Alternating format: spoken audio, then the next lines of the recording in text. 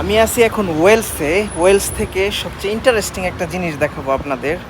এই দেখুন, প্রতিটা রাস্তার পাশে ওয়েলসের ফ্ল্যাগ দেয়া।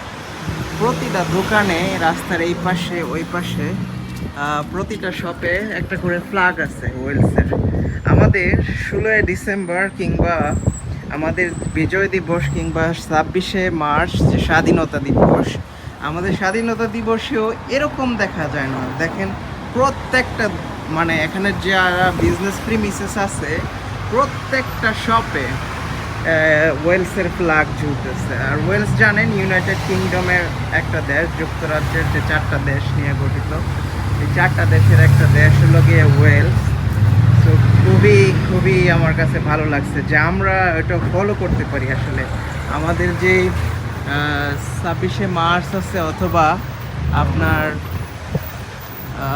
বিজয় দিবস আছে, আমরা যদি এরকম করে ফ্ল্যাগ রাখতে পারি প্রত্যেকটা বাসার সামনে বা বিজনেস প্রিমিসের সামনে, অসাধারণ লাগবে দেখতে।